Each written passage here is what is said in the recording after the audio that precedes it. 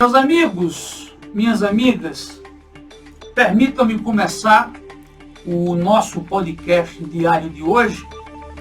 E eu demorei um pouco mais a gravar porque estava estudando, analisando alguns números e alguns acontecimentos que são praticamente inacreditáveis.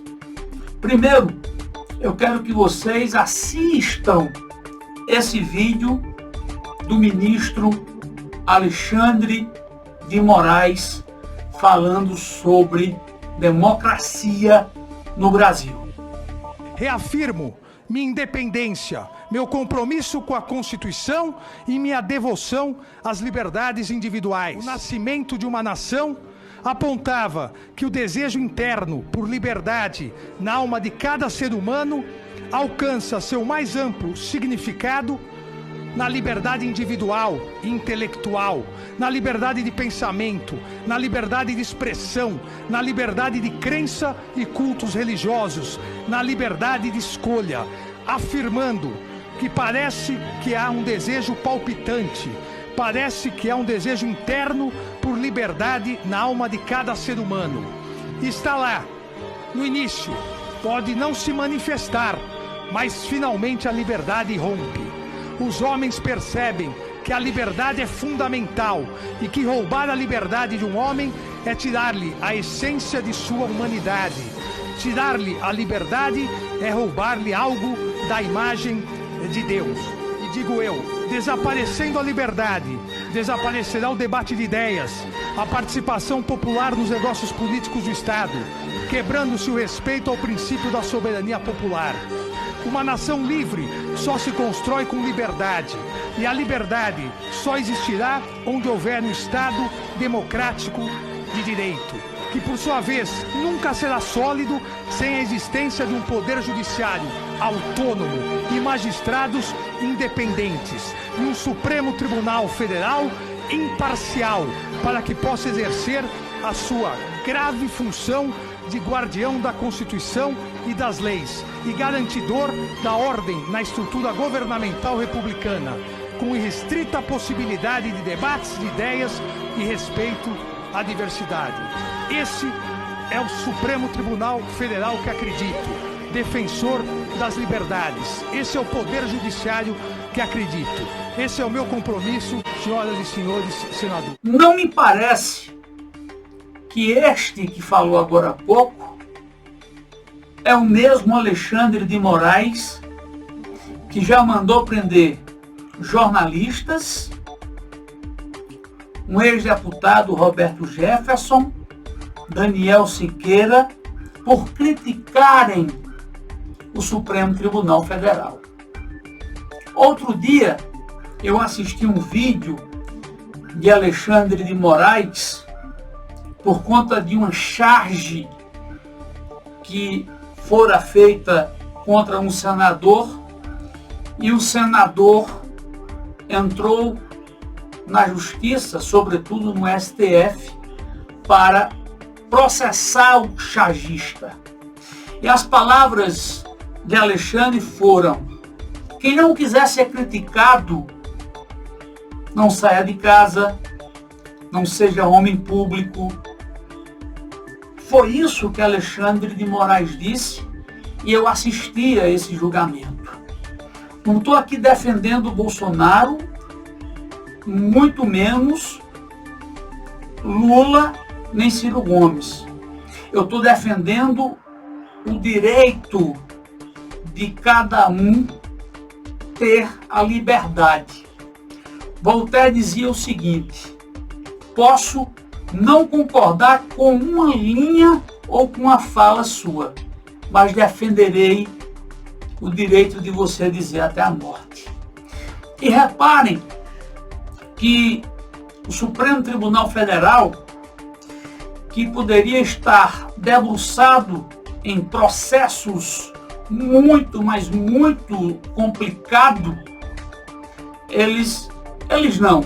Alexandre de Moraes manda prender jornalistas que criticam o STF, Roberto Jefferson, Daniel Silveira, enfim, uma total decisão antidemocrática. E aí, às vezes, coisas como estas ajudam o presidente Bolsonaro, como o evento que aconteceu ontem, 7 de setembro.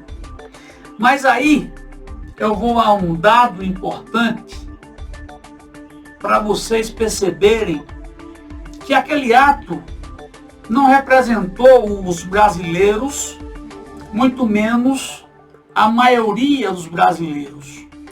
Bolsonaro fala para uma claque que é de apaixonados, que é de alucinados por ele, e aí onde ele chegar, essas pessoas estão por perto, estarão fazendo multidão para movimentar o bolsonarismo.